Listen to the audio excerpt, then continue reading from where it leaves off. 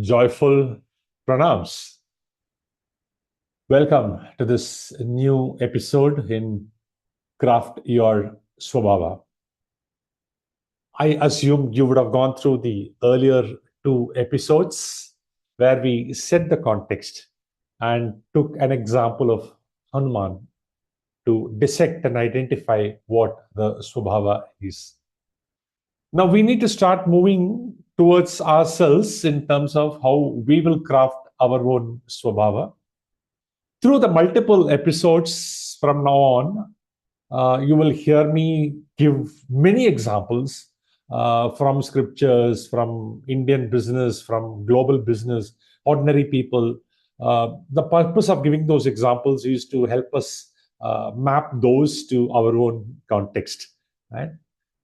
So, welcome to this new episode. As the image describes, we move on from understanding the concept to a process by which we will reach where we intend to reach, which is having a clean visibility on the path.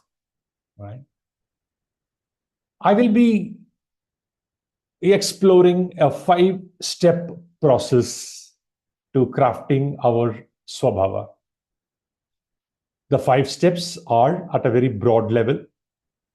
The first one is to discover the Swabhava that we have as of now, as we perceive.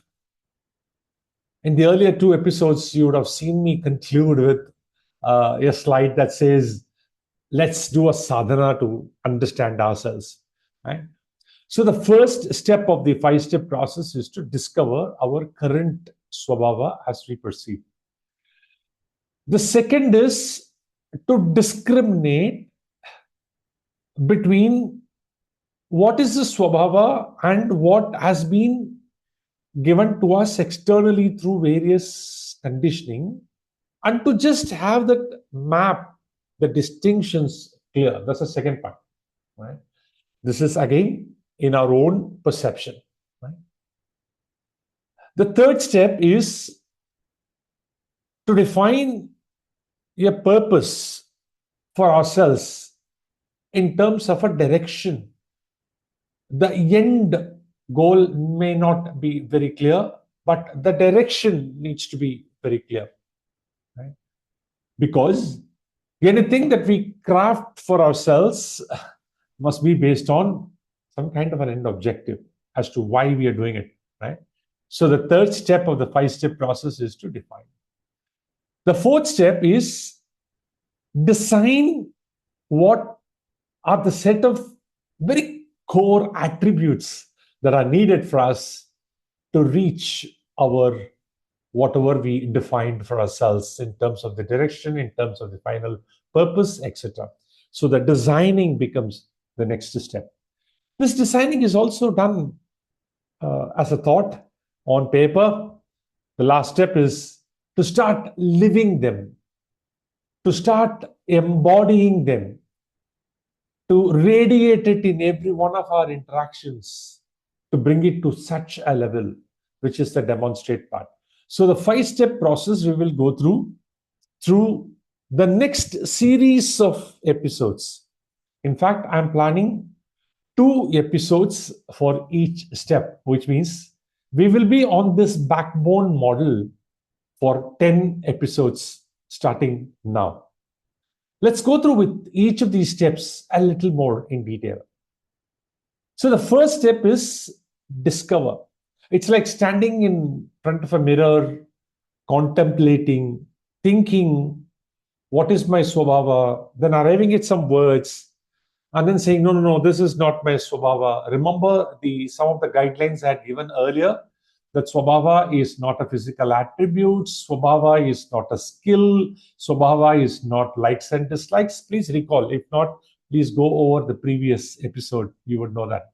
So go through the process to understand. I think I am deeply driven by this 1 or 2 attributes of mine. So the very, very first step is to discover. Right? It is not about behaviors. It is about the driving traits that allow us. To give an example, let's take Arjuna, right, who went through a whole lot of confusion in the battlefield until he discovered that righteousness and courage is what drives him. So even if he today stopped the war because he is emotionally attached to a few people, he's not going to be happy, because ultimately he's going to be driven by this righteousness and courage. Right? Let's take an example of corporate example of, say, Steve Jobs. He started Apple and he was sacked from Apple by John Scully. He went out, came back to Apple. In one of the interviews, he said, I came back realizing what is the deepest driver of mine, which is innovative design. Now, once you identify those driving attributes, driving traits, then we can go to the next stages of aligning everything else to that. Right? This is the discovered part.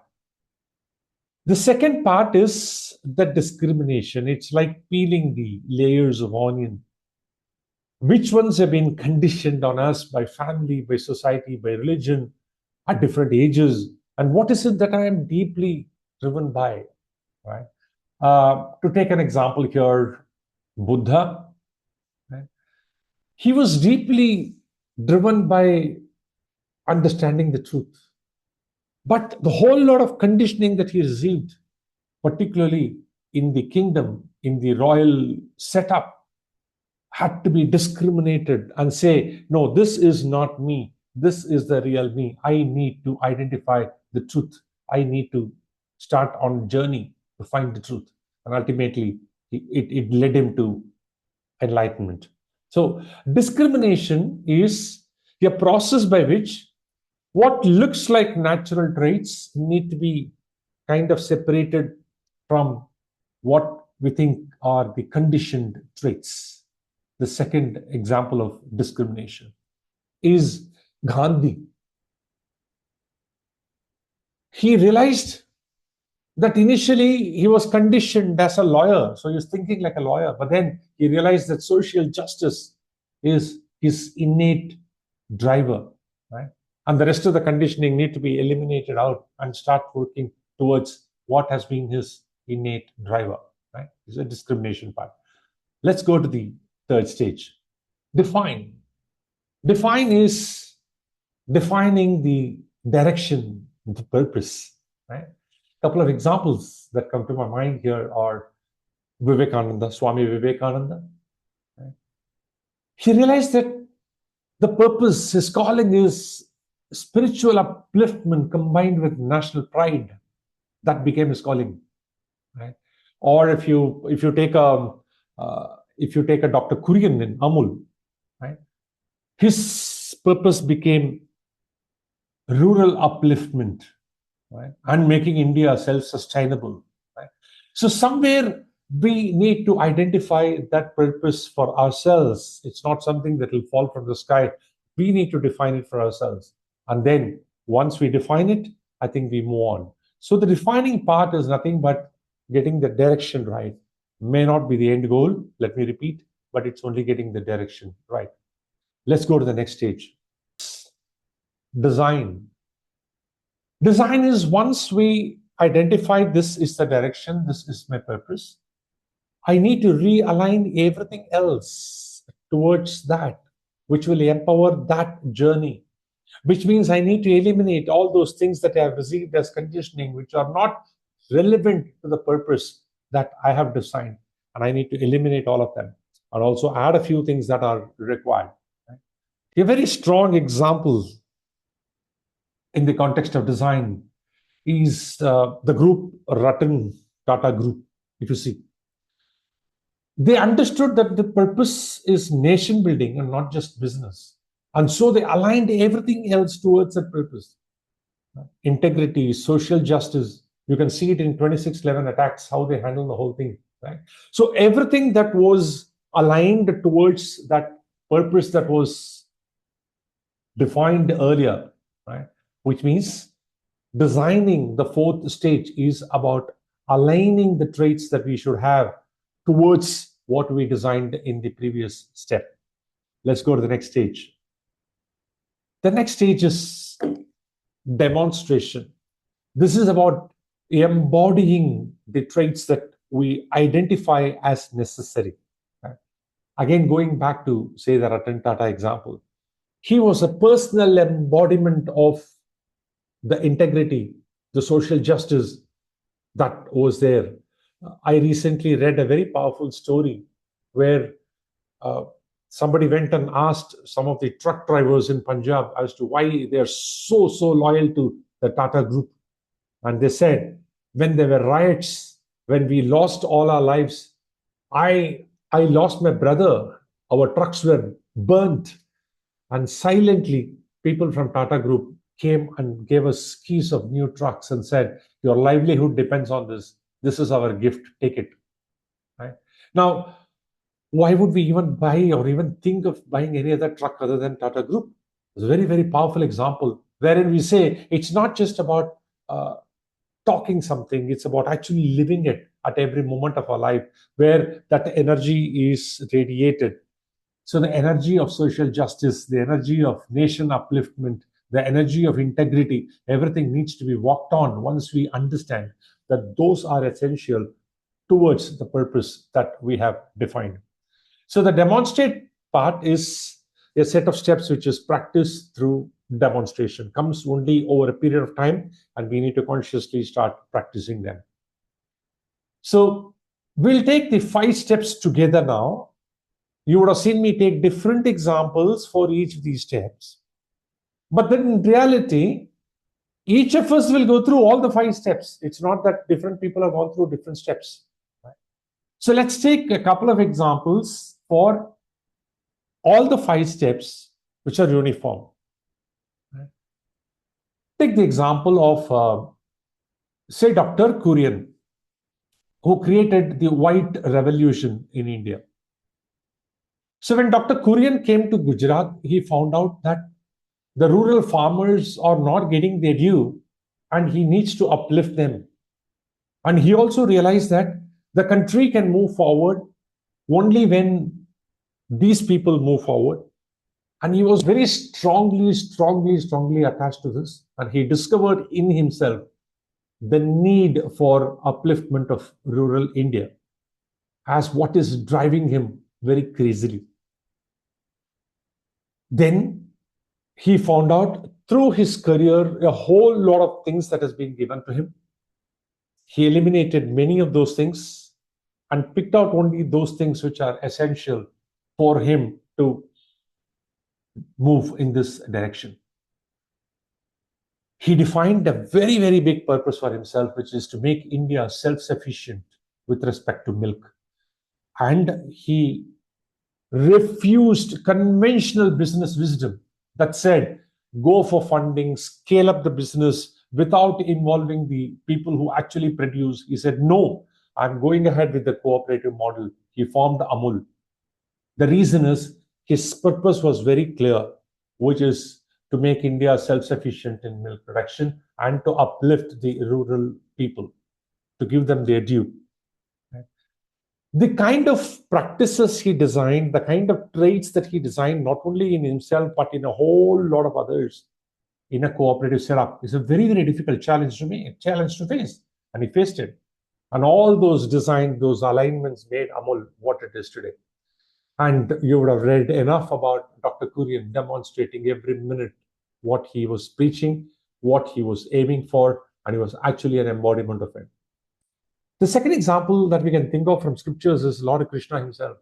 Right? If you look at it carefully, he was very clear about what he was driven by, and he was an embodiment of dharma. He was an embodiment of detachment. He lived through that detachment at every point in time, and he designed everything in Mahabharata around towards that same purpose, which is establishment of dharma. So we have a couple of examples which are around all these 5 which have gone through, and we will go through it ourselves. The first 2, which is discover and discriminate, is about our current state, which is to understand where we are today. If we don't know where we are today, it doesn't matter really, right? We need to know. The map won't help us. The second define is to know where we are heading, which is to define a purpose. Right? So if you don't know where we are going, it doesn't really matter which road we take. And the last step is the crafting process, which is the alignment towards the direction that we have chosen for ourselves. So, as I said, we'll go through 2 episodes in each of this, and 10 episodes will be there. And we will also have the support of some templates. And there are a few other processes that I will keep letting you know as we go through each of those episodes. Right? Let me close with the same slide that I closed with in the last 2 episodes. Everything starts with a reflection. Everything starts with an understanding of ourselves as we perceive today. So let's reflect on our swabhava, what we think as our swabhava. You can take a paper and a pencil and start writing down now. I will also be publishing a small template as we move on into the rest of the episodes, which will help us go about it in a very, very structured manner. So as usual, I'll close with very deep gratitude to my gurus, Puja Swami Dayananda Saraswati ji and Puja Swami Paramatmananda ji. Om Shri Gurubhyo Namaha Hari Om. Gurur Brahma, Gurur Vishnu, Gurur Devo Maheshwara, Guru Sakshat Param Brahma, Tasmai Shri Gurave Namaha. Until next time, stay curious. Thank you.